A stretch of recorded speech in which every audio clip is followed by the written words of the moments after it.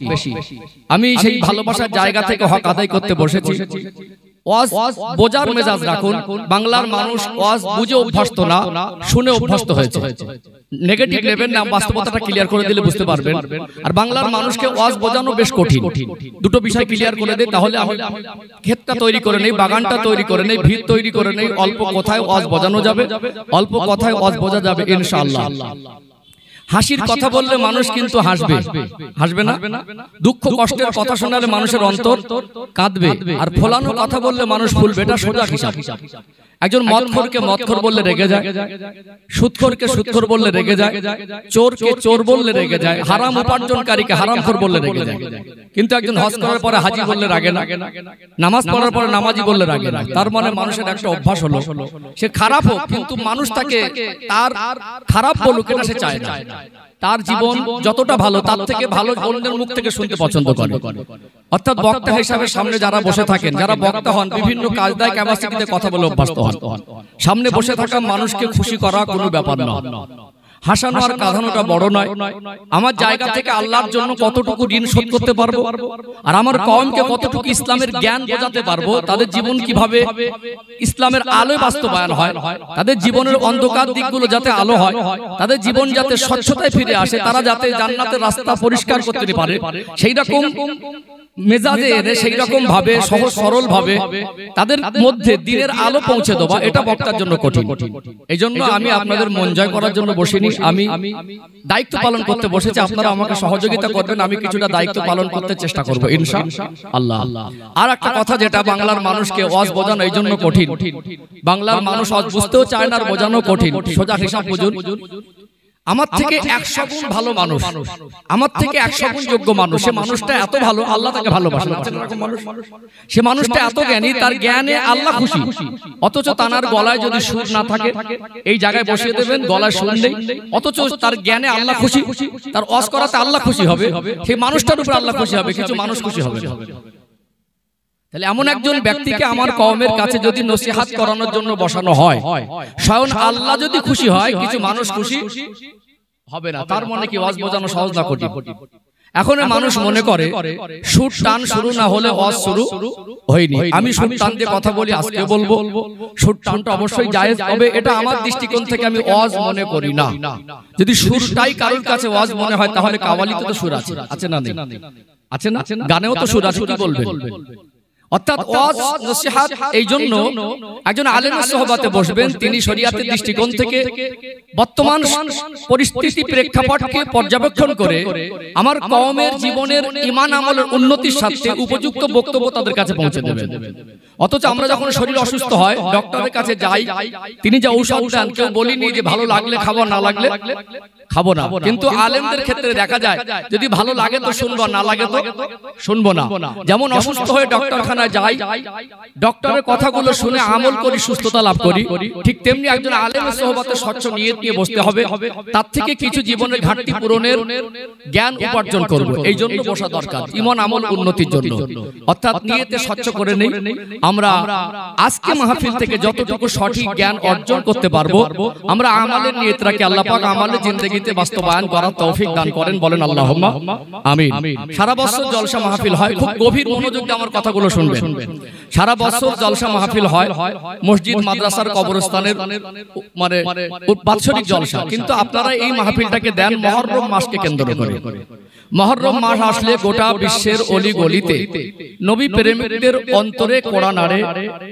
হযরত ইমাম হুসাইন রাদিয়াল্লাহু আনহু শাহাদাতের সেই করুণ কাহিনী আমাদের অন্তরে ভেসে ওঠে।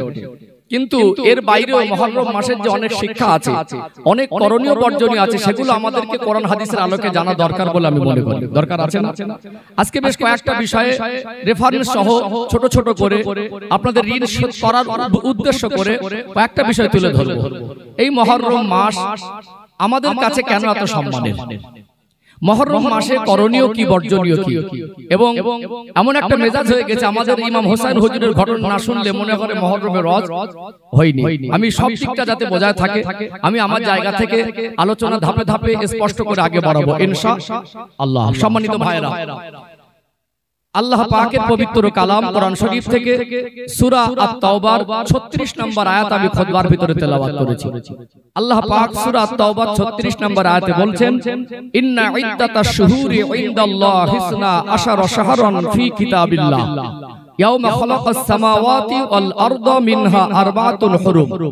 আল্লাহ বলছেন, নিশ্চয়ই আল্লাহ পাক যেদিন থেকে আসমান জমিন সৃষ্টি করেছেন সেদিন থেকে আল্লাহর বিধানে 12 মাসে 1 বছর সেটা আল্লাহ ঠিক করেছেন। বলুন সুবহানাল্লাহ। খুব গভীর মনোযোগ দিয়ে শুনুন, আমি যে কটা তথ্য তুলে ধরবো এখান থেকে যেন মুহররম মাসের মাহফিলে বসাটা আমাদের সার্থকতা হয়। আমরা সাধারণ জ্ঞানে জানি, জেনারেল জ্ঞানে জানি ইংরেজি 12 মাসে 1 বছর, বাংলাও 12 মাসে 1 বছর। এটা যদি 2025 সাল ইংরেজি খ্রিস্টাব্দ রানিং হয় তাহলে আপনাকে বুঝতে হবে 2025 বছর আগে কেউ না কেউ গণনা শুরু করেছিল। বাংলা যে সালটা রানিং আপনি আনুমানিক ধরতে পারেন সেই কয়েক হাজার বছর আগে বা সেই সালের পূর্ব থেকে প্রথম থেকে একটা গণনা চালু। যদি এর আগে থেকে চালু হতো তাহলে সংখ্যাটা আরো বেশি হতো। কিন্তু আমরা মুহররম মাস, যেমন আরবি 12 মাস আছে, ইংরেজি 12 মাস আছে এবং বাংলাও 12 মাস আছে। এটা ইংরেজি আর বাংলা এগুলো মানুষের তৈরি, কিন্তু আরবি মাস মানুষের তৈরি নয়। 12 মাসে 1 বছর এই যে শরীয়তের বিধান অনুযায়ী আমাদের ইসলামিক ক্যালেন্ডার হিজরি সনে এই 12 মাসে 1 বছর এগুলো মানুষের বানানো নয়। আল্লাহ কোরআনুল কারীম থেকে পরিষ্কার স্পষ্ট করা আছে এটা আল্লাহ যেদিন থেকে আসমান জমিন সৃষ্টি করেছেন সেই দিন থেকে 12 মাসে 1 বছর এটা আল্লাহ ঠিক করেছেন। বলুন সুবহানাল্লাহ। কিন্তু এটা হিজরি সন 1447। কত সন? 1447। বেশ কয়েকটা তথ্য বলি আপনাদেরকে। হিজরি সন যখন 1447 তাহলে হিসাব বলছে 1447 বছর আগে কম বেশি করে শুরু করেছিল। তাহলে এই সন কে শুরু করেছে, কবে থেকে শুরু হয়েছে, হিজরি সনের সিস্টেম পদ্ধতি কিভাবে এলো এটা আমাদের জানা দরকার আছে না? আছে। এবং এই যে 12 মাসে 1 বছর আল্লাহ ঠিক করেছেন এটাকে একটু ক্লিয়ার করি। আরবি যে তারিখগুলো পরিবর্তন হয় সন্ধ্যার পর, মানে চাঁদের সঙ্গে সম্পর্ক। কার সঙ্গে? যেদিন থেকে চাঁদ আল্লাহর হুকুমে উদয় হয়ে অস্তমিত যায় সেদিন থেকে অটোমেটিক তারিখ পাল্টাচ্ছে। মানুষ গণনা করুক আর না করুক সেটা আল্লাহ কোরআনুল কারীমে স্পষ্ট করেছেন। কিন্তু বাংলা বা ইংরেজি তারিখ পরিবর্তন হয় সরকারি নিয়ম অনুসারে, সেটা হলো রাত 12টার পরে। কিন্তু আরবি যে তারিখটা পরিবর্তন হয় চাঁদের সঙ্গে সম্পর্ক, চাঁদ উঠলে তারিখ পরিবর্তন হয়ে যায়। 29টা রোজা রাখলেন, সন্ধ্যাবেলা চাঁদ উঠে গেল, মানে রোজার মাস আর নেই, ওটা শাওয়াল মাসের 1 তারিখ ধরে নেবেন। অর্থাৎ এই যে 12 মাসে 1 বছর এটা আল্লাহর সিদ্ধান্ত আর এর সম্পর্ক চাঁদের সঙ্গে। ইংরেজি বা বাংলা মাস 28, 29, 31, 32 হয়, কিন্তু আরবি মাস এগুলো মানুষের সিস্টেমে চলে না, চাঁদের সঙ্গে সম্পর্ক। এইজন্য 31, 32 কোনো মাস হয় না, 29 অথবা 30 মাস হয়ে থাকে। আর এখানে ইতিহাস বলছে যেমন আল্লাহ পাক এই দুনিয়া জমিনে মুহররম মাসের যে 10 তারিখ, এই 10 তারিখের দিনে 313টি ঐতিহাসিক ঘটনা আছে। 313টি ঐতিহাসিক ঘটনার একটা হলো ইমাম হোসেন রাদিয়াল্লাহু আনহু শাহাদাত। এর পিছনে আরো 312টি বড় বড় ঘটনা আছে, ছোট ঘটনাও আছে। আল্লাহ পাক প্রথম পানি বর্ষণ করেছিলেন সেটা মুহররম মাসের 10 তারিখ শুক্রবার ছিল এই জমিনে। আল্লাহ পাক আদম আলাইহিস সালামের তওবা কবুল করেছিলেন। নূহ আলাইহিস সালামের কিস্তিটা 40 দিন পানিতে ভাসমান ছিল। পুরো পৃথিবীর জমিনকে আল্লাহ 40 দিন পানির তলায় রেখেছিলেন। ওই পাহাড়ে গিয়ে যখন স্থির হয়েছিল ওই জুদি নামক পাহাড়ে, সেটাও মুহররম মাসের 10 তারিখ শুক্রবার ছিল। আল্লাহ পাক নবী মুসা আলাইহিস সালামকে ফেরাউনের বাহিনী থেকে হেফাজত করে দরিয়ার উপর থেকে রাস্তা বানিয়ে দিয়ে পানিকে দুভাগ করে দিয়ে ওই রাস্তা দিয়ে মুসা আলাইহিস সালাম আর তার উম্মতদের হেফাজত করে ফেরাউন যাদেরকে নিয়ে নবীদের উপর আক্রমণ করতে যাওয়া, নবীর অনুসারীদের উপর আক্রমণ করতে যাওয়া চিন্তাধারা নিয়ে গিয়েছিল, আল্লাহ তাদের পানিতে চুবিয়ে মেরেছিলেন। এটা হাদিস থেকে প্রমাণিত মুহররম মাসের 10 তারিখ শুক্রবার। তাহলে কোন একজন নবীর ঘটনা কয়েক হাজার বছর আগে ঘটেছে, আর আমি বলছি মুহররম মাসের 10 তারিখ শুক্রবার। অন্য ধর্ম অবলম্বী বা আমার ধর্মের কোন জেনারেল শিক্ষিত মানুষ সোজা একটা প্রশ্ন আমাকে ছুড়ে দিতে পারে, আপনি হিজরি সন শো করছেন 1447, কত সাল? 1447, আর কয়েক হাজার বছর আগের ঘটনাকে আপনি মুহররম মাসের 10 তারিখ বলে চালাচ্ছেন, এর দলিল কোথায়? মাথায় আসবে না? ইসলামের প্রত্যেকটা কথা দলিল ভিত্তি কি হয়, ভিত্তিহীন হয় না। অর্থাৎ কোরআনের এই আয়াত দ্বারা স্পষ্ট মানুষ সাল গণনা পরে শুরু করতে পারে, কিন্তু চাঁদ যেদিন থেকে উদয় হয়েছে সেদিন থেকে আল্লাহ 12 মাসে 1 বছর ঠিক করেছেন। বলুন সুবহানাল্লাহ। তাহলে মানুষ সাল গণনা যে কোনো সময় থেকে করতে পারে। আল্লাহর বিধান অনুযায়ী সেই দিন থেকে আরবি তারিখ চালু হয়েছে যেদিন থেকে চাঁদ তার গতিতে চলা শুরু করেছে। তাহলে এখানে মানুষ সেই সালটা নির্ধারণ না করলেও হলো মুহররম মাসের 10 তারিখ শুক্রবার ছিল, ওতে সন্দেহ করার অবকাশ নেই। এবং কিয়ামতটাও হবে মুহররম মাসের 10 তারিখ শুক্রবারে। এই মুহররম মাস একটা অতি সম্মানী মর্যাদাপূর্ণ মাস। আল্লাহ পাক কোরআন শরীফে সূরা তাওবা 36 নম্বর আয়াতে বলছেন যে মিনহা আরবাতুন হুরুম, 12 মাসে 1 বছর বলার পরে আল্লাহ বলছেন 4টে মাস অতি সম্মানীয়। সেই 4টে মাস 3টে ধারাবাহিক, জিলকদ, জিলহজ, যে মাসে কুরবানি, যে মাসে হজ, এই হজের মাস, কুরবানির মাস, এই মাসটা আর আগের মাস মানে জিলকদ মাস, জিলহজ মাস আর এই মুহররম মাস, এই 3টে ধারাবাহিক। বছরের শেষ 2টো মাস আর বছরের প্রথম একটা মাস। আর একটা মাস হলো রজব মাস। আর কোরআনুল কারীমের রোজার মাসের বিষয়টাতে স্পেশাল ভাবে এসেছে। এছাড়াও যে 4টে মাসের কথা আল্লাহ বলছেন সম্মানিত মাস, এই 4টের মধ্যে একটা হলো মুহররম।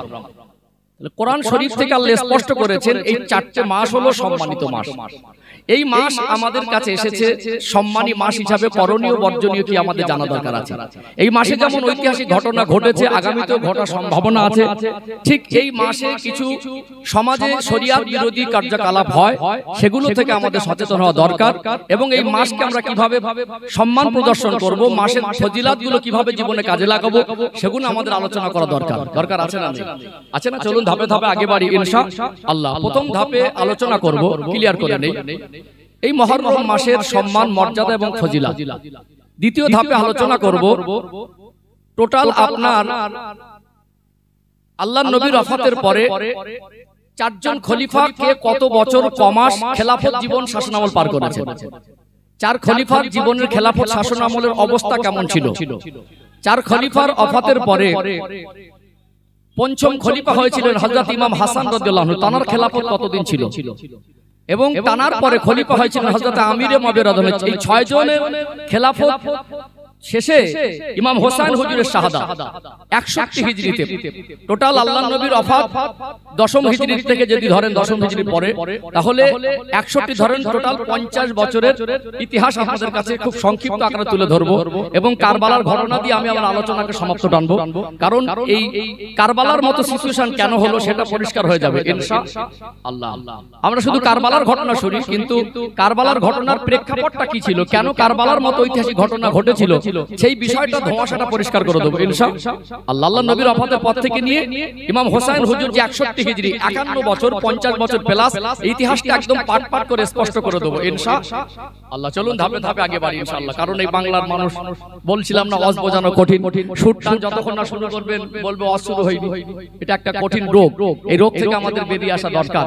কিছু কিছু কথা আছে ঠান্ডা মাথায় গুছিয়ে বললে যেভাবে সহজে বোঝানো যায়, সুর টান দিয়ে মানুষকে অত সহজে সেই কথাগুলো বোঝানো যায় না। মনে করুন আপনি একজন শিক্ষিত, দায়িত্বশীল, সচেতন এবং উপযুক্ত একজন বাবা। আপনার ছেলে যদি ভুল করে, তাকে যদি কাছে ডেকে বোঝান সন্তানের মতো করে, তাহলে সেখানে কিন্তু সুর টানের প্রয়োজন হয় না। তাকে যে ভাষায়, যে ভঙ্গিতে, যেভাবে বোঝালে সহজে বোঝানো যাবে, আমরা চেষ্টা করি যে সব ক্ষেত্রে বোঝানোর জন্য যে আমাদের সুর দিতে হবে এটা না। বাংলা একটা প্রচলন হয়ে গেছে সুর টানের।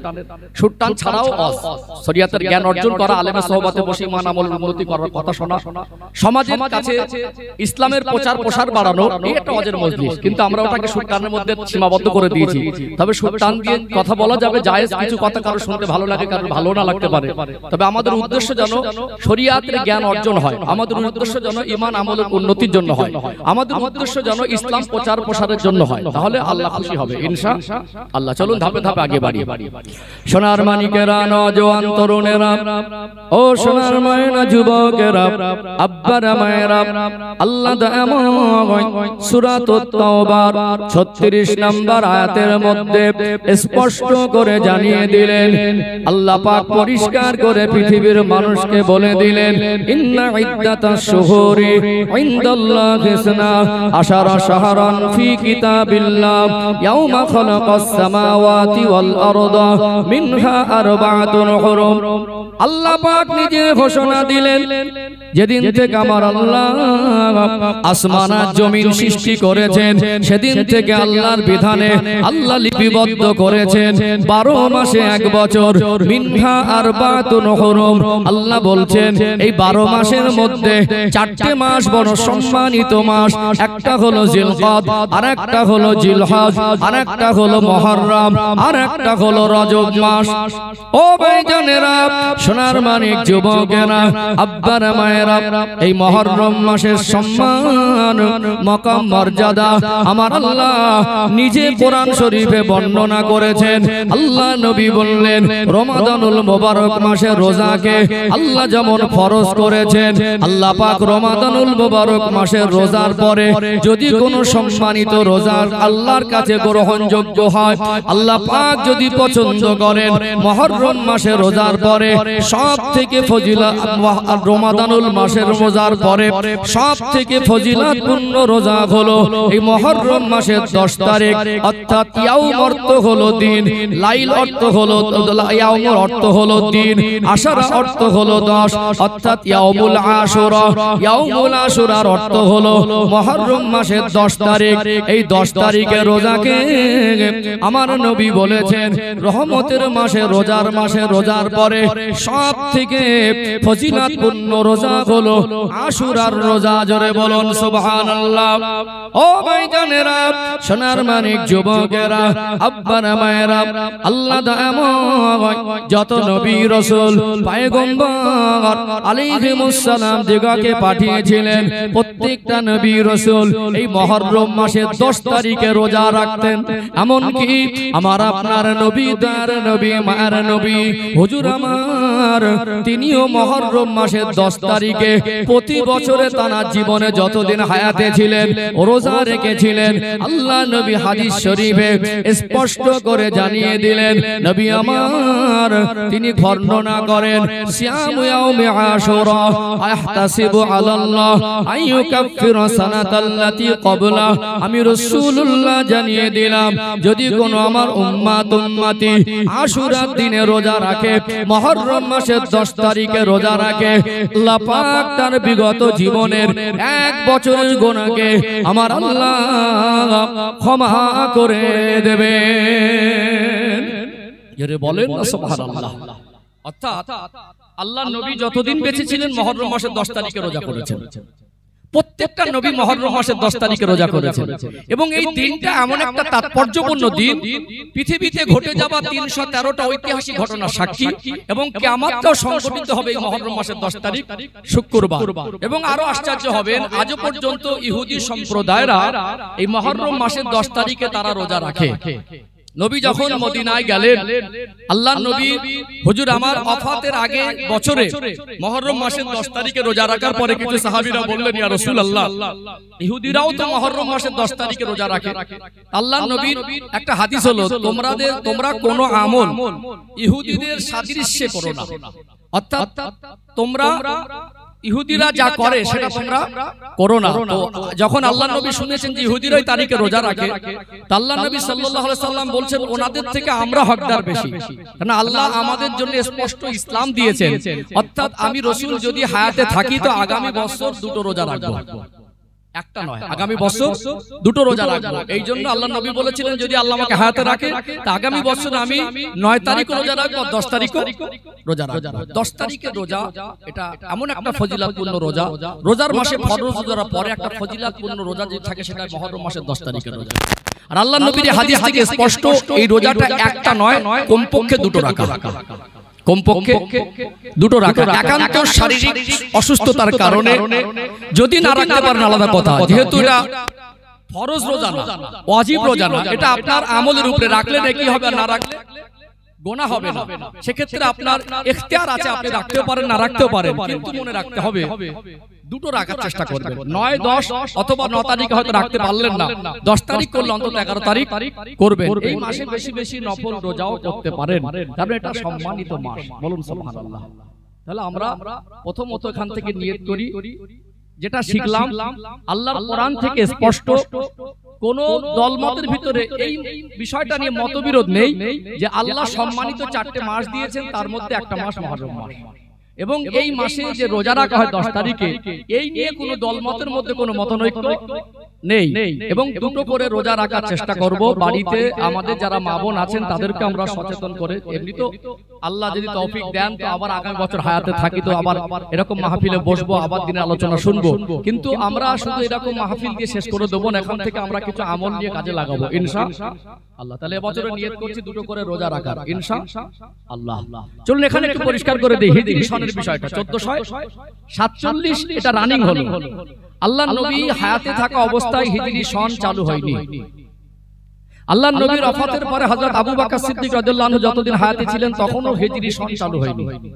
12 মাসে এক বছর ছিল, যেহেতু রোজার মাসে রোজা ফরজ হয়েছে, অন্যান্য মাসের ফজিলাতগুলো নবী বর্ণনা করেছেন, কিন্তু এই হিজরি সন গণনা চালু হয়নি। হযরত ওমর রাদিয়াল্লাহু আনহু শাসনামলে তিনি খুব বিচক্ষণী মানুষ ছিলেন। আল্লাহ তাকে আলাদা ক্যাটাগরির জ্ঞান দিয়েছিলেন, যেহেতু নবী বলছেন যে আনা খাতামান নাবিয়িনা লা নাবিয়্যা বাদি, আল্লাহ পাক আমাকে শেষ নবী করেছেন, আমার পরে আর কোনো নবী নেই। লাউ কানা নাবিয়্যা বাদি, আল্লাহ যদি আমার পরে কাউকে নবী করতেন লাকানা ওমরুন, আল্লাহ ওমরকে নবী করতেন।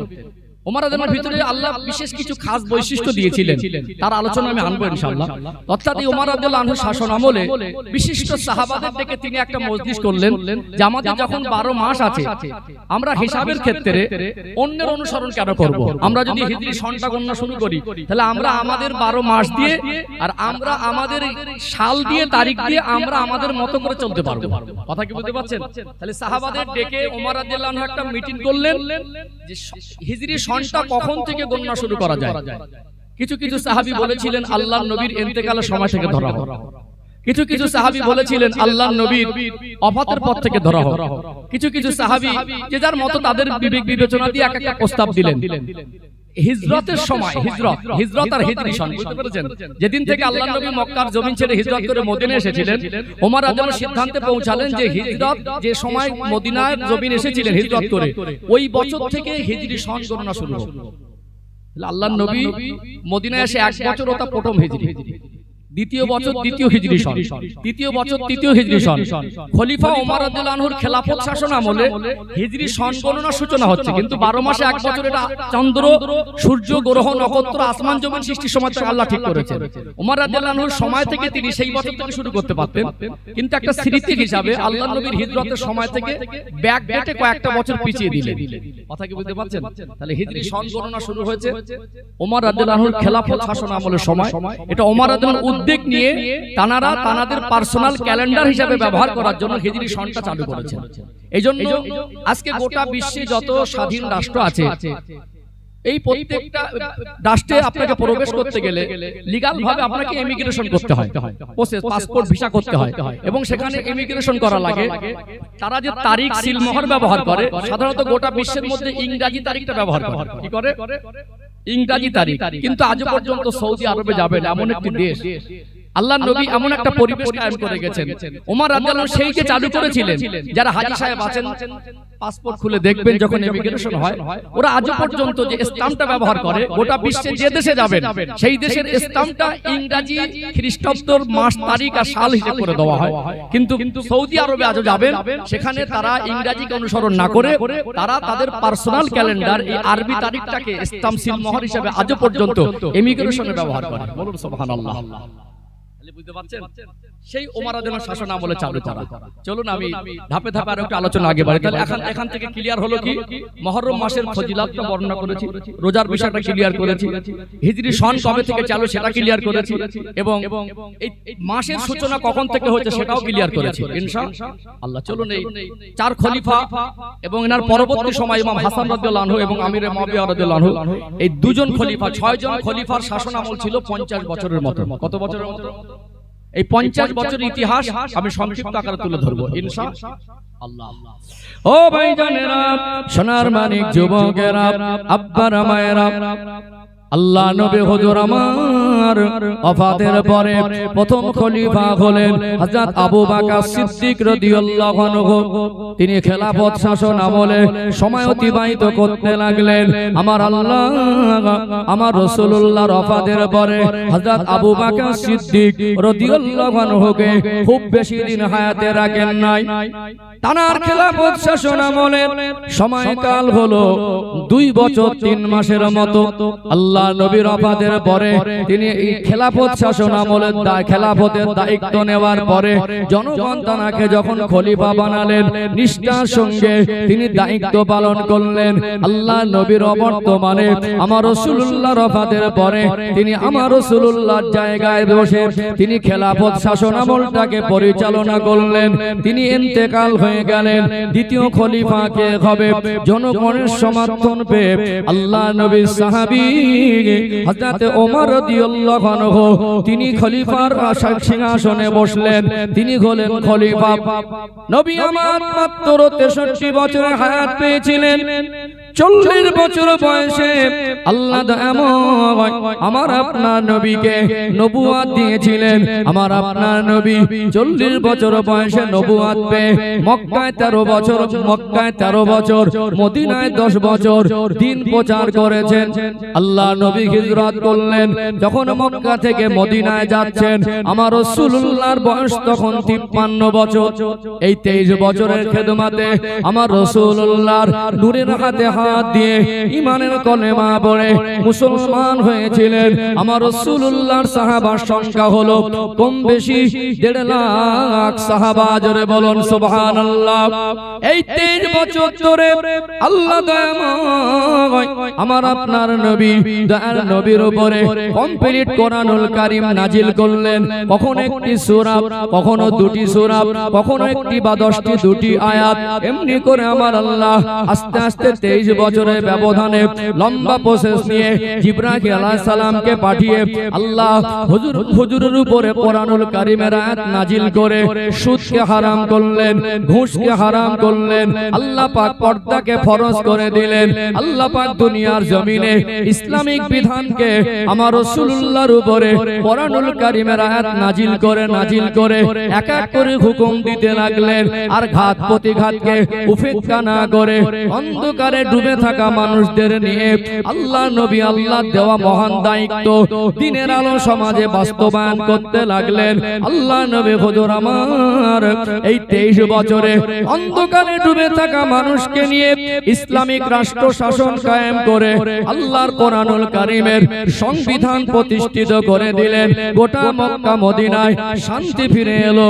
চুরি বন্ধ হয়ে গেল, জাহারানি বন্ধ হয়ে গেল, মাতব্বরি বন্ধ হয়ে গেল, ঘুষ বন্ধ হয়ে গেল। মহিলারা তারা নিশ্চিন্তায় ঘুরে বেড়াতো, তাদের চিন্তা মুক্ত হয়ে গেল। আল্লাহ নবী হুজুর আমার ইসলামিক রাষ্ট্র শাসন কায়েম করলেন। নবী আমার 23 বছরের খেদমতে 1.5 লাখ সাহাবা রেখে গেলেন। আবু বকর হুজুর খলিফা হলেন, প্রথম খলিফা। 2 বছর 3 মাস তিনি খলিফা পদে থাকলেও তখন ইসলাম প্রচার প্রসার খুব একটা হয়নি। কিন্তু ওমর রাদিয়াল্লাহু আনহু হুজুর আমার খলিফার আসন নেওয়ার পরে আল্লাহ তাআলা কেমন হিকমত দিয়েছিলেন, আল্লাহ তাআলা কেমন জ্ঞান দিয়েছিলেন। তানার শাসন আমলে গোটা আরব বিশ্ব সহ গোটা বিশ্বের মধ্যে অর্ধ পৃথিবীর অলি গলিতে আমার আল্লাহ ইসলামের আলোকে জ্বালিয়ে দিয়েছিলেন। জোরে বলেন সুবহানাল্লাহ। 1.5 লাখ সাহাবা আমার নবী রেখে গেলেন। এই 1.5 লাখ সাহাবার মধ্যে আজ সীমাবদ্ধ নেই। গোটা বিশ্বের মধ্যে 700 কোটি মানুষের বসবাসের মধ্যে 2 কোটির অধিক মুসলমান। জোরে বলুন সুবহানাল্লাহ। তাহলে কোথায় 1.5 লাখ রেখে গেলেন আর আজকে সেটা পৌঁছে গেছে কতটা? 2 কোটির বেশি। ওমর রাদিয়াল্লাহু আনহু শাসন আমলে এমন ভাবে তিনি শক্ত হাতে ফলে খেলাফত শাসন আমল সামলাতে লাগলেন।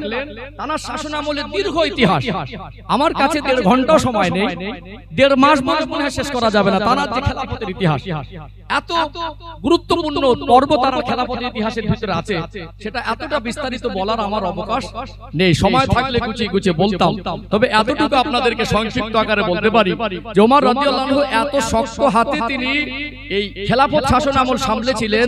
তার সময়ে ইসলাম বিরোধীরা কেউ দুঃসাহস করেনি ইসলামের বিরুদ্ধে গিয়ে কোনো একটা কথা বা কোনো একটা কাজ করতে। এত কড়া হাতে সামলেছিলেন। আল্লাহর নবী 4 জন খলিফার শানে চমৎকার 4টে কথা বলেছেন। খুতবার ভিতরে হাদিসটা অনেকে আপনারা শুনে থাকেন, মাঝে মাঝে শব্দগুলো আপনাদের পরিচিত মনে হবে। আল্লাহর নবী বলছেন যে আরহামু উম্মতি বি উম্মতি আবু বকর, অর্থাৎ আমার আবু বকর হলো আমার নরম দিলের মানুষ। পৃথিবীতে যা উম্মত আছে নবী বলছেন আমার উম্মতের মধ্যে আবু বকরের দিলটা হলো নরম দিল। জোরে বলো সুবহানাল্লাহ। আশাদহুম ফি আমরিল্লাহি ওমর, বলছে ওমর হলো ইসলামের জন্য অনেক কঠোর।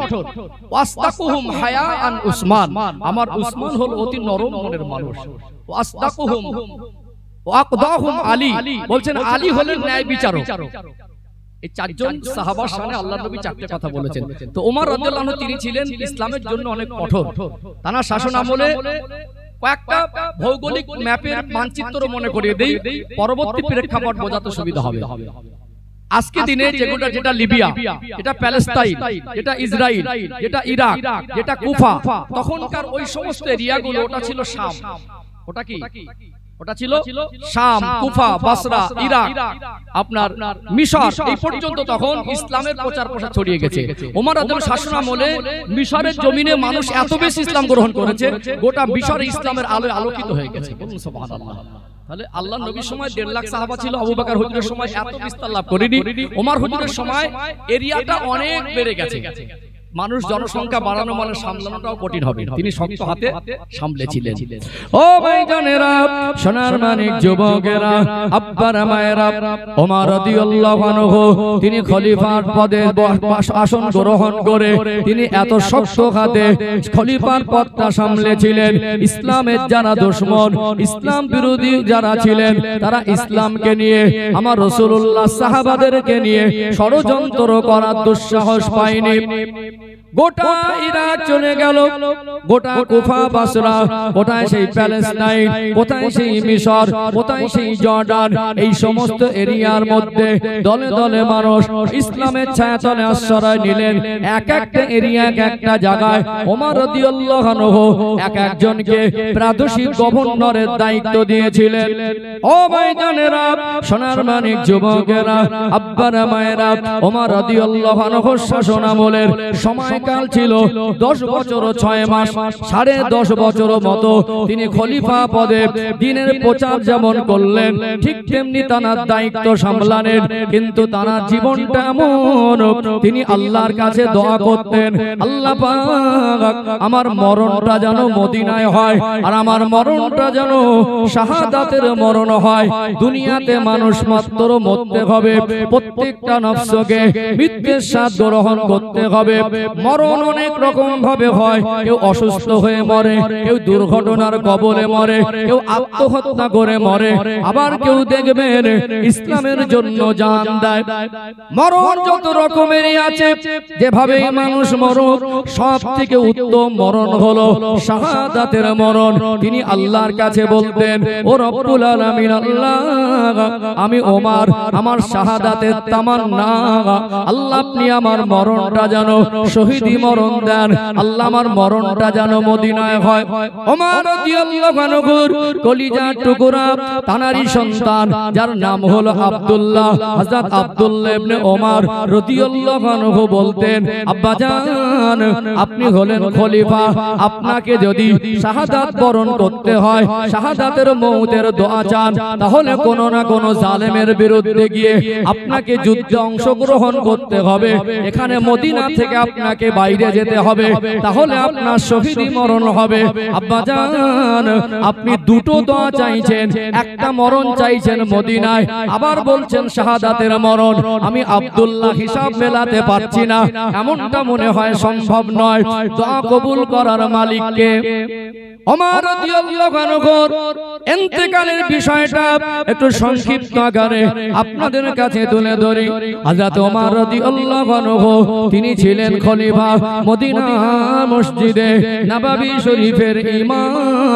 হযরত ওমর রাদিয়াল্লাহু আনহু তিনি ইমামতির জায়গায় দাঁড়াতেন, তিনি ইসলামের আইনটাকে কঠোর হাতে সামলাতেন।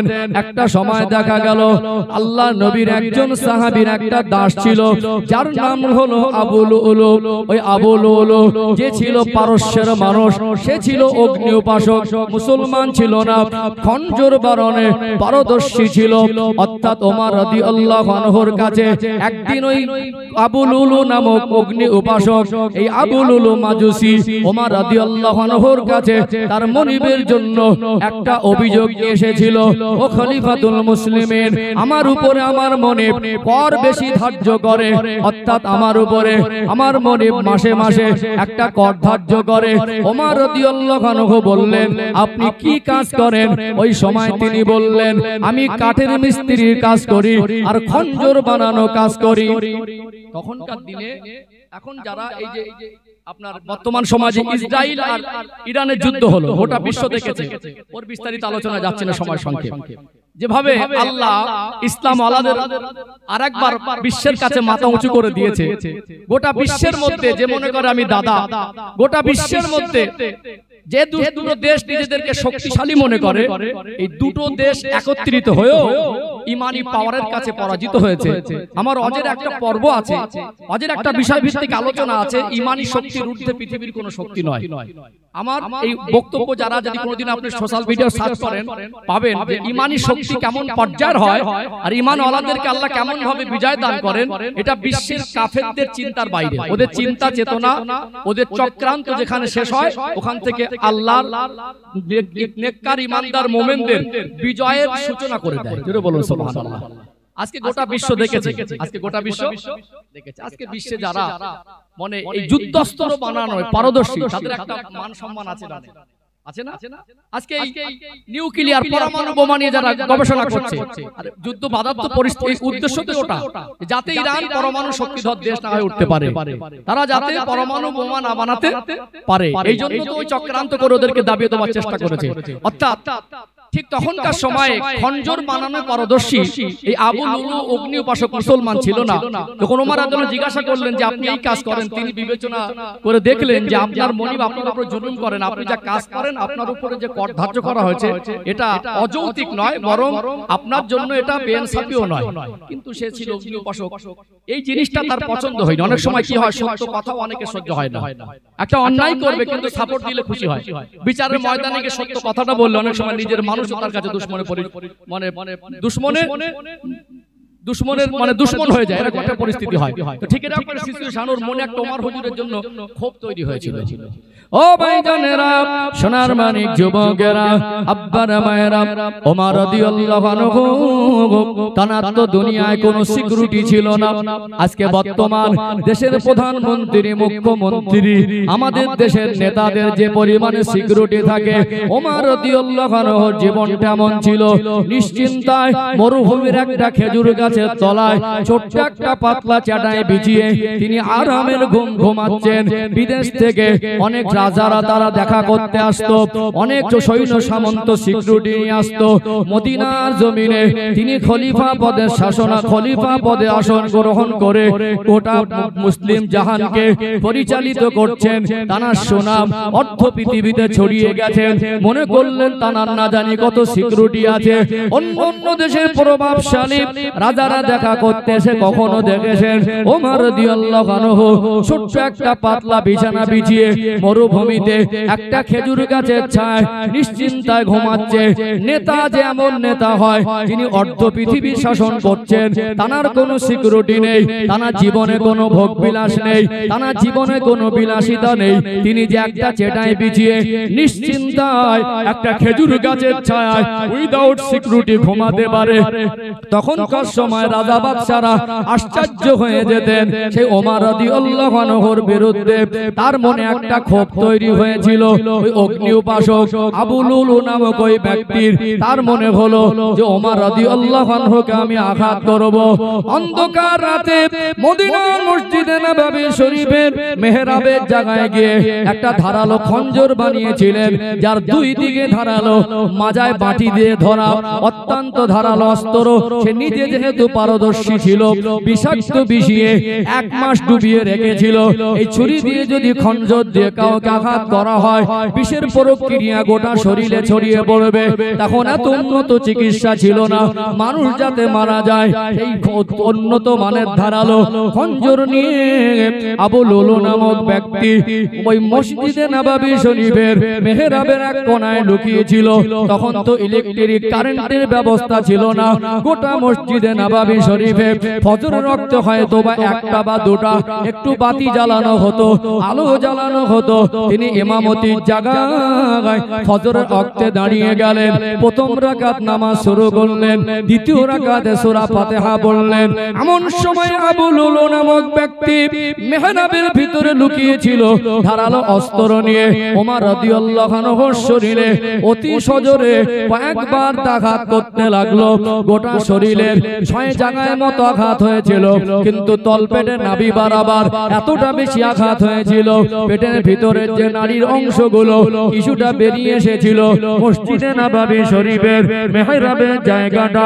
নামাজের মুসাল্লাটা ভিজে গেল ওমর রাদিয়াল্লাহু আনহু তিনি আর ইমামতির জায়গায় দাঁড়িয়ে থাকতে পারলেন না আর কেরাতটাকে আগে বাড়াতে পারলেন না ওই নামাজের মুসাল্লায় ওখানে ঢলে পড়লেন একজন সাহাবী পিছন থেকে গিয়ে ইমামতির জায়গায় দাঁড়িয়ে গেলেন যেহেতু ফরজ নামাজ ও ভাইজানেরা সোনার মানিক যুবকেরা আব্বারা মায়েরা ওমর রাদিয়াল্লাহু আনহু তিনি যখন নামাজের মুসাল্লায় ঢলে পড়েছেন নামাজ শেষ করবে কিন্তু আবু লুলু এ ছিল অগ্নি উপাসক এ ছিল মাজুসি তখন ওই সাহাবীদের ভিড়ের মাঝ থেকে ঠেলে ঠেলে পার হতে লাগলো সাহাবাদের মধ্যে ধারালো অস্ত্র দিয়ে যাকে সামনে পায় দুদিকে আঘাত করে নিজের জানে বাঁচার জন্য বেরিয়ে যেতে লাগলেন তার খঞ্জরের আঘাতে নববী শরীফে নামাজরত অবস্থায় 7 জন মতো সাহাবী শহীদ হয়ে গেলেন তিনি বেরিয়ে চলে যাবেন একজন সাহাবী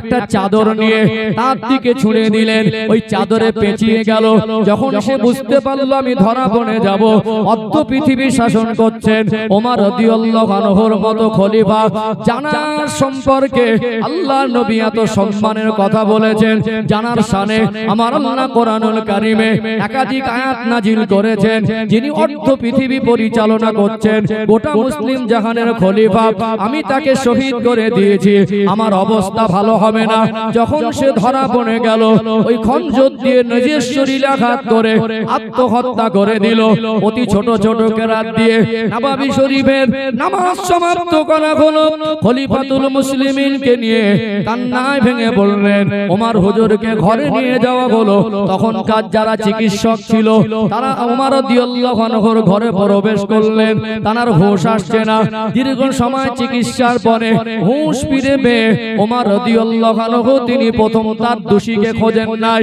প্রথম বলেছিলেন ও নবীর সাহাবীরা আপনারা আমায় শোনান আপনারা আমায় বলেন আমি ওমরের নেতৃত্বে মসজিদে নববী শরীফে ফজরের নামাজ শুরু হয়েছিল নামাজটা কি ঠিকভাবে শেষ হয়েছিল খলিফাতুল মুসলিমিনের নামাজের প্রতি কত গুরুত্ব ছিল নামাজটা কি শেষ ঠিকভাবে শেষ করেছিলেন ও ভাইরা বাবাজিরা তাই হুঁশ ফিরে প্রথম তার কথা ছিল নামাজ নামাজের চেতনা কত বেশি ছিল ওমর রাদিয়াল্লাহু আনহু হুঁশ ফিরে পেলেন হুঁশ ফিরে পাওয়ার পরে চিকিৎসকরা দুধটাকে উষ্ণ গরম করে ওমর হুজুরকে খাওয়াতে চেষ্টা করলেন যে দুধটা খাওয়ালেন পেটের কাটা অংশ থেকে বেরিয়ে আসলো তখন বুঝতে পারলেন যে খলিফার যে অবস্থা এত বেশি আঘাত প্রাপ্ত হয়েছে তিনি মনে হয় আর বেশি দিন বাঁচবেন না মাত্র 3টে দিন জীবিত ছিল 3টে দিন পরে ওমর রাদিয়াল্লাহু আনহু শহীদ হয়ে গিয়েছিলেন ইন্না লিল্লাহি ওয়া ইন্না ইলাইহি রাজিউন আমার আল্লাহ তার দোয়া কবুল করেছিলেন তিনি একজন অন্য ধর্মাবলম্বী অগ্নি অগ্নি উপাসক মাজুসির আঘাতে তিনি যেমন শহীদ হলেন, আর আমার আল্লাহ মদিনার জমিনে তাকে মৃত্যুদান করলেন। জোরে বলুন সুবহানাল্লাহ। তার শাসন আমলের খেলাফতের সময় ছিল 10 বছর 6 মাস। সময় স্বল্প, ইতিহাস অনেক বেশি। তোমার রাদিয়াল্লাহু আনহু শাহাদাতের পরে কে খলিফা হবে? জনগণ প্রস্তাব দিল খলিফা হবার যোগ্যতা উসমান রাদিয়াল্লাহু আনহু আছে। এনাদের সম্মান মর্যাদা বয়ান করতে গেলে অনেক লম্বা টাইমের দরকার। তো উসমান রাদিয়াল্লাহু আনহু নরম মানুষ, ওয়াস্তাকুহুম হায়ান উসমান। আল্লাহর নবী বলছেন আমার উসমান হলো নরম মানের মানুষ, মানে তিনি অত্যন্ত অতি নরম মেজাজ। অর্থাৎ এই উসমান রাদিয়াল্লাহু আনহুর শাসন আমল ছিল 12 বছর। কত বছর? 12 বছর। ওমর হুজুরের সময় কেউ ইসলামকে নিয়ে চক্রান্ত করার দুঃসাহস পায়নি, কিন্তু উসমান হুজুরের সময় মুনাফিকরা ইসলামের ক্ষতি করার জন্য তাদের সর্বরকম চেষ্টা চালিয়েছে।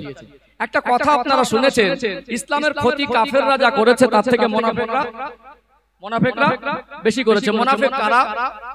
টুপি মাথায় পরে, নামাজ পড়ে, মুখে কলেমা পড়ে, কিন্তু তারা মন থেকে ইসলাম মানে না। তারা মুসলমান সেজে তাদের কর্মকাণ্ড হয় ইসলাম বিরোধী। ইয়ামান একটা দেশের নাম আছে না, ইয়ামানে একজনের জন্ম যার নাম হলো আব্দুল্লাহ ইবনে সাবা, যার নাম হলো আব্দুল্লাহ ইবনে সাবা। এ ওমর হুজুরের সময় থেকে চিন্তা করতো যে ইসলামকে কিভাবে ধ্বংস করা যায়। তথাৎ ইসলামকে ধ্বংস করব কি করে, ওমর হুজুরের সময় সাহসে কুলায়নি। যে উসমান রাদিয়াল্লাহু আনহু খলিফা পদে বসলেন, তিনি দেখলেন এই নরম মনের মানুষ, এই নরম মেজাজটাকে কাজে লাগাতে হবে। তাহলে আমি তো ইহুদি, আব্দুল্লাহ ইবনে সাবা ইহুদি, যার জন্ম হলো ইয়ামানে, অর্থাৎ আমার সরাসরি তাদের বিপক্ষে গিয়ে অস্ত্র শস্ত্র নিয়ে সৈন্য তৈরি করে আজ গোটা এরিয়াতে আরব বিশ্বে ইসলাম ছড়িয়ে গেছে। তাদের মোকাবেলা করার ইমানি শক্তির সাথে মোকাবেলা করার সাহস আমাদের নেই। তাহলে হাতে না মেরে ভাতে মারতে হবে। সে দেখলো আমাকে মুসলমান সাজতে হবে। ইসলামের দুশমন আব্দুল্লাহ ইবনে সাবা নিজে নিজে মুসলমান সাজলো, মাথায় টুপি দিল, মুখে দাড়ি রাখলো, পাগড়ি বাঁধতে লাগলো, 5 ওয়াক্ত নামাজ পড়লো। মুসলমানরা যা করে তাই করতে লাগলো। সে উপরে উপরে মুসলমান হলো, কিন্তু ভিতরে ভিতরে মুসলমান হলো না। আজ বর্তমান ভারতবর্ষের যে রাজনৈতিক প্রেক্ষাপট, আমি রাজনীতির নেতা না, রাজনীতির বক্তব্য আমার পূর্বেও নেই আর পরবর্তীতেও পাবেন না। আমি আমার নীতি বিক্রি করে খাই না। তো এইটুকু বলবো, যত ভালো নেতা হোক সমালোচক কিছু থাকবে না, সমালোচক কিছু থাকবে।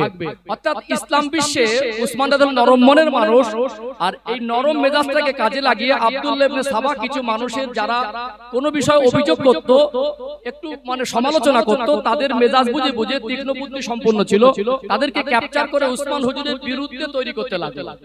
তার দলে একটা সময় সংখ্যা অনেক বেড়ে গেল, এখন বৃহৎ একটা সাপোর্ট পেল, একটা পরিচিত হলো।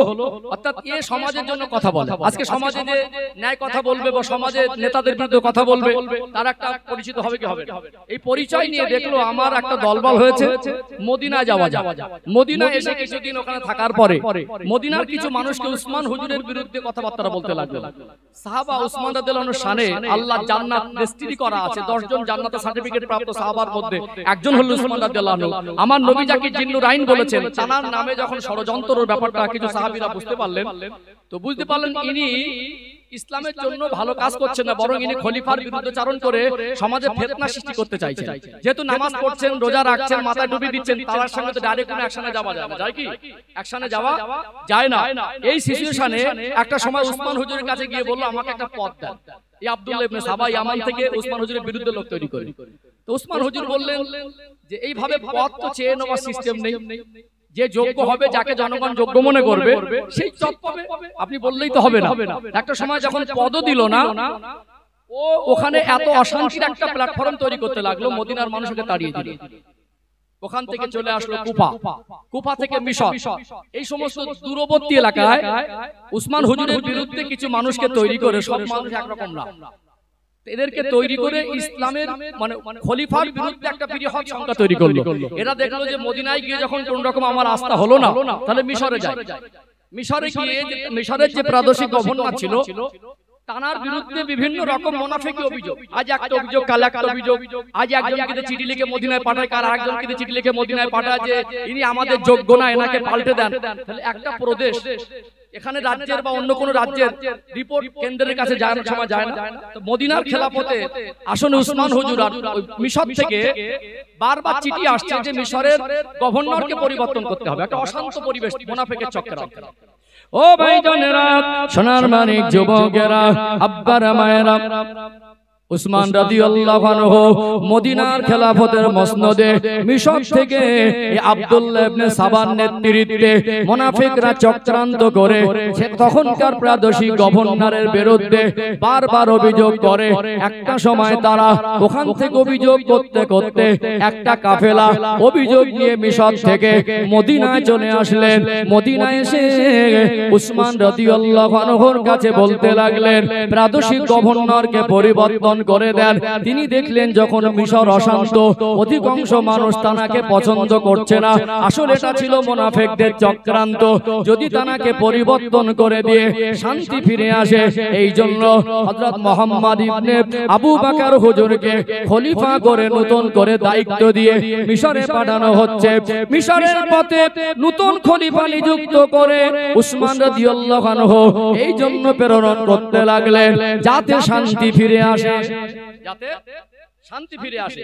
অথচ যখন এই কাফেলা নতুন গভর্নর হয়ে যাচ্ছেন মুহাম্মদ ইবনে আবু বকর হুজুর, পথের মধ্যে একজন ব্যক্তির চালচলন থেকে সন্দেহ হলো গুপ্তচর হবে।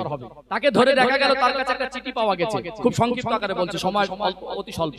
তো এই চিঠিটা খুলে দেখলো যে উসমান হুজুরের সই নকল করা হয়েছে। চিঠিটা এত ষড়যন্ত্র করে লেখা হয়েছে।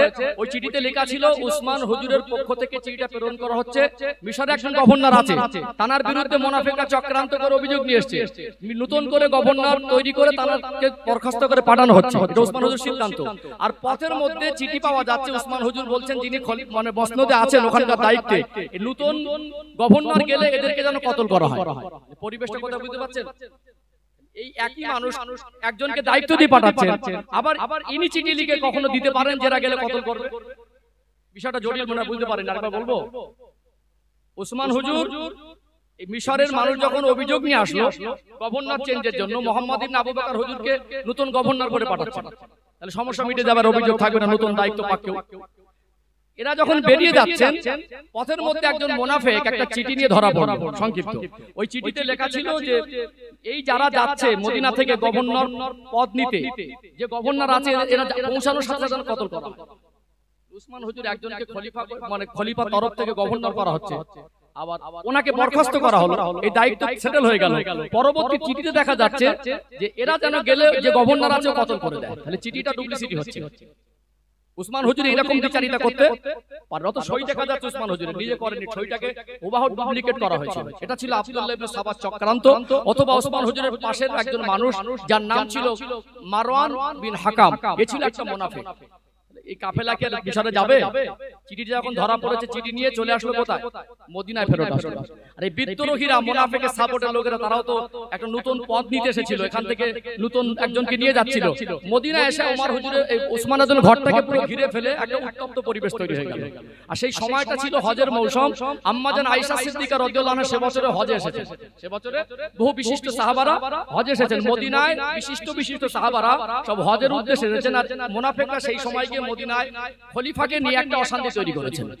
ও ভাইজানেরা, সোনার মানিক যুবকেরা, আব্বারা মায়েরা, উসমান রাদিয়াল্লাহু আনহুকে চিঠিটা যখন দেখানো হলো, উসমান হুজুর বললেন এই চিঠি আমার লেখা নয়, এটা মুনাফিকদের ষড়যন্ত্র। উসমান রাদিয়াল্লাহু আনহু বললেন আল্লাহর কসম, এত বড় দ্বিচারিতা আমার দ্বারা সম্ভব নয়। সাহাবারাও বুঝতে পারলেন উসমান হুজুর এমন কাজ করতে পারেন না, এখানে মুনাফিকদের চক্রান্ত করছে। উত্তপ্ত পরিবেশ হয়ে গেল। উসমান হুজুরের ঘরটাকে বিদ্রোহীরা মুনাফিকের সাপোর্টে দলেরা ঘিরে ফেললো। কয়েকদিন ঘিরে রাখা হলো। উসমান হুজুরের ঘরে খাদ্য পানি পৌঁছায় না। আল্লাহ নবী সাহাবী শেরে খোদা হযরত আলী রাদিয়াল্লাহু আনহু দেখলেন গোটা মদিনা উত্তপ্ত, জনগণ উসমান হুজুরের ঘরটাকে ঘিরে রেখেছে। এই পরিস্থিতিতে আল্লাহ নবীর জামাতা হযরত আলী হুজুর, ইমাম হাসান হোসেন রাদিয়াল্লাহু আনহুমাকে ডাকলেন, ও হযরত ইমাম হাসান, হযরত ইমাম হোসেন, যান যান, আপনারা যান। ইমাম হোসেন হাসান হুজুরকে পাঠিয়ে দিলেন, আপনারা গিয়ে উসমান রাদিয়াল্লাহু আনহুর ঘরের দরজায় যদি দাঁড়িয়ে যান, আপনাদের ধাক্কা দিয়ে কেউ ঘরে ঢুকবে না। দরজার ধারে হযরত ইমাম হোসেন রাদিয়াল্লাহু আনহুমা দাঁড়িয়ে, কেউ ধাক্কা দিয়ে ভিতরে যেতে পারে না। কিন্তু মদিনার পুরো মদিনা শরীফটা অশান্ত করে তুলেছে মুনাফিকরা, চক্রান্ত করে উসমান হুজুরের ঘরে খাদ্য আর পানি দেয় না। যে উসমান হুজুরের দানে মদিনার মানুষ আজকে পানির ব্যবস্থা পেল, উসমান রাদিয়াল্লাহু আনহুকে পানি দেওয়া হলো না। তিনি একটা সময় গিয়ে মানসিক ভাবে ভেঙে পড়লেন, পরিবেশ উত্তপ্ত হয়ে গেল, ঘরের বাইরে যেতে পারছেন না, চিন্তার মধ্যে থাকতে লাগলেন। জিলহজ মাস ছিল, জিলহজ মাসে হজের মৌসুম ছিল। উসমান রাদিয়াল্লাহু আনহু কয়েকদিন পানি আর খাদ্যের অভাবে চিন্তায় ভেঙে পড়লেন। রাত গভীর হয়ে গেল, একটু তন্দ্রাচ্ছন্ন ভাব, ঘুমের মধ্যে স্বপ্নের মধ্যে উসমান রাদিয়াল্লাহু আনহুর সঙ্গে আমার রাসূলুল্লাহর দিদার হয়ে গেল। জোরে বলুন সুবহানাল্লাহ। আল্লাহর নবী একটা খানজায় করে ইফতারি নিয়ে উসমান রাদিয়াল্লাহু আনহুকে ডাকেন, ও হযরতে উসমান, আপনি আসেন আসেন, আমি তো আপনার জন্য অপেক্ষা করছি, আপনাকে সাথে করে নিয়ে ইফতারি করব। তন্দ্রাচ্ছন্ন ভাব কেটে গেল, চোখ থেকে টপ টপ করে পানি ঝরে।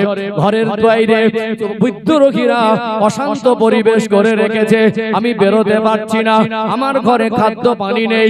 এমন সময় নবী আমায় ইফতারি নিয়ে ডাকছেন। তিনি বুঝতে পারলেন আমার শাহাদাতটা কাছাকাছি, আমার শাহাদাতের সময়টা খুব করিব। এই জন্য তিনি রোজা নিয়ত করলেন, একটু পানিও পেলেন না, কয়েকদিন ভালোভাবে খাদ্য পান না, পানি পান না। এমন সময় পরের দিন রোজা হালাতে সকাল হয়ে গেল। আল্লাহ নবীর কলিজার টুকরা হযরত ইমাম হাসান হোসেন হুজুর রাদিয়াল্লাহু আনহুমা দরজায় দাঁড়িয়ে আছে। সামনে থেকে না ঢুকে পিছন থেকে পাঁচিল টুকে উসমান হুজুরের ঘরে ঢুকে এই বিদ্রোহীরা তলোয়ার দিয়ে আঘাত করলেন। উসমান হুজুরের বিবি হযরতে নাইলা হাত দিয়ে ঠেকাতে লাগলেন, হাতের আঙ্গুল কেটে গেল, কবজি থেকে আলাদা হয়ে গেল। উসমান হুজুরের উপরে তিনি কোরআন শরীফ তেলাওয়াত করছিলেন। কোরআন শরীফ তেলাওয়াতরত অবস্থায় তার উপরে তলোয়ার দিয়ে আঘাত করা হলো। কয়েকদিনের ক্ষুধার্ত আর পিপাসার্ত উসমান রাদিয়াল্লাহু আনহুর রক্ত মোবারক গিয়ে কোরআন শরীফের ওই আয়াতে পড়ে গেল, ফাসা ইয়াকফিকাহুমুল্লাহ। ও ভাইরা বাবাজিরা, উসমান রাদিয়াল্লাহু আনহু তিনি শহীদ হয়ে গেলেন। ইন্না লিল্লাহি ওয়া ইন্না ইলাইহি রাজিউন। উসমান হুজুরের শাহাদাতটা তো করুন, উসমান হুজুরের শাহাদাতটা তো কঠিন ছিল। তানারও শাহাদাতের সময় পানি পর্যন্ত দেওয়া হয়নি, রোজা হালাতে তিনি শাহাদাত বরণ করলেন। উসমান হুজুরের খেলাফতের শাসনামলের সময় ছিল 11 বছর। কত বছর? 12 বছর। এই মুনাফিকরা হাতের কাটা আঙ্গুল উসমান হুজুরের বিবির আর রক্ত মাখা জামা নিয়ে যখন উসমান হুজুরকে শহীদ করে দিল, এরা তখন পরিবেশটাকে হাওয়াটা অন্যদিকে ঘুরিয়ে বলল, উসমান হুজুরকে যারা হত্যা করেছে তাদের বিচার চাই। যাদের ইন্ধনে হত্যা হয়েছে তারা বলছে বিচার না হওয়া পর্যন্ত নতুন খলিফা হবে না, খলিফা না হলে বিচার করবে কে? মুনাফিকদের চাল বুঝতে পারছেন? এখন কেউ কেউ বলছেন যে মুনাফিকদের মধ্যে একজনের প্রস্তাব দিচ্ছে উনি খলিফা হবে। আলী হুজুর দেখলেন যে এখানে শক্ত হাতে হাল ধরতে হবে। এখন যদি আমি চুপ করে বসে থাকি, তাহলে মুনাফিকদের মধ্যে কেউ যদি ক্ষমতায় বসে যায়, তাহলে ইসলামের একটা বৃহৎ ক্ষতি হবে। ক্ষতি হবে না? কিছু কিছু সাহাবীরা বলছেন আলী হুজুরকে আপনি যোগ্য, আপনাকে এই মুহূর্তে হাল ধরা ছাড়া কোনো রাস্তা। আলী হুজুর খলিফা পদে বসে গেলেন ইসলামের স্বার্থে, জনগণের সমর্থনে। মুনাফিকরা চাইছিল যে ওদের পক্ষ থেকে কি একজন হলে হতো। আবার দেখছেন আলী হুজুর হলো ন্যায় বিচারক আকদাহুম আলী, তিনি হট মেজাজি না, তিনি খেলাফত সামলাবেন, সুষ্ঠুভাবে তদন্ত করবেন, একজন কারা শহীদ করে তাদেরকে বাঁচবেন, তারপরে সাজা দেবেন। তাহলে সময় লাগবে, আমরা প্ল্যানটা পাল্টে ফেলবো।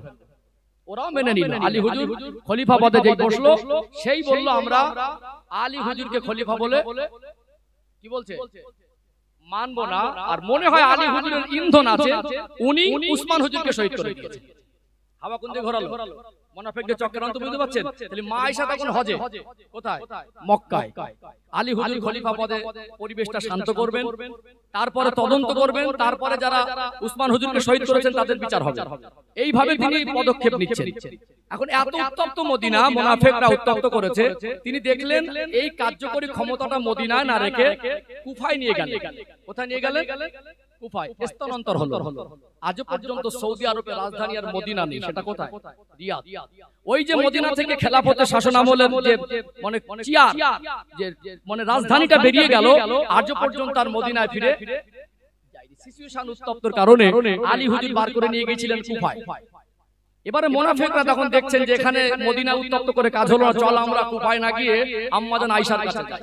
এরা আম্মাজান আয়েশাকে গিয়ে বলল যে আলী হুজুর তিনি হয়তো খলিফা পদের লোভে আপনার জামাই উসমান রাদিয়াল্লাহু আনহুকে শহীদ করে দিয়েছেন। আলী হুজুর কিরকম কাজ করতে পারেন? এটা মুনাফিকদের চক্রান্ত ছিল। অর্থাৎ আম্মাজান আয়েশা বললেন আমরা সব হজে এসেছি বিশিষ্ট সাহাবীরা, আর এই সময় মদিনায় এত বড় ক্ষতি, খলিফার মতো একজন মানুষ তাকে শহীদ করা, পানি পর্যন্ত দেওয়া হয়নি, মাথা ঠিক থাকবে? একদিকে শাশুড়ি, একদিকে সম্পর্কে শাশুড়ি।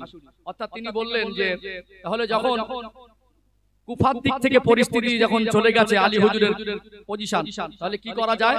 আম্মাজান আয়েশাকে বললেন, আয়েশা বললেন আমি মদিনা যাব না, আগে আমার জামাইকে যারা শহীদ করে তাদের পরিস্থিতি আগে দেখবো কোথায় কি হচ্ছে। তিনি যাচ্ছিলেন মদিনায় না এসে অন্য রাস্তায়। এই পরিবেশ পরিস্থিতি যতক্ষণ না তিনি পর্যবেক্ষণ করে সমাবেশ পরিস্থিতি সামাল দেবেন ততক্ষণ না মদিনা আসবেন না। এর মধ্যে মুনাফিকরা দুটো দলে ভাগ হয়ে গেল। আম্মাজানের বিরুদ্ধে কাছে গিয়ে আলী হুজুরের বিরুদ্ধে কথা বলছে। আলী হুজুর বুঝতে পারলেন, তিনি বললেন মুনাফিকরা চক্রান্ত করছেন, আমি মা আয়েশার সঙ্গে গিয়ে ডাইরেক্ট কথা বলবো। একটা জায়গায় গিয়ে মুখোমুখি হলেন, একদল মুনাফিক আলী হুজুরের দিকে, একদল মুনাফিক মা আয়েশার দিকে। এই সময় দিনের বেলা চুক্তি হয়ে গেল যে ঠিক আছে আমরা মদিনায় ফিরে যাব, এই পরিবেশ সবকিছু বিচার হবে। আম্মাজানকে সব বোঝালেন আলী হুজুর। কিন্তু রাতের বেলা মুনাফিকরা দুটো ভাগ হয়ে গিয়ে এদিকের মুনাফিকরা আলী হুজুরের দিকে তীর মারছে, আর আম্মাজানের দিকে যারা ছিল তারা বুঝতে পারছে তো আমাদের দল। আর আলী হুজুরের দিকে আম্মাজানের দিকে, আর আম্মাজানের দিকে মুনাফিকরা আলী হুজুরের দিকে তীর মারছে। রাতে হঠাৎ তীরের বর্ষণ। ওই রাতে এত কঠিন যুদ্ধ হলো, 12,000-এর মতো সাহাবা শহীদ হয়ে গেল।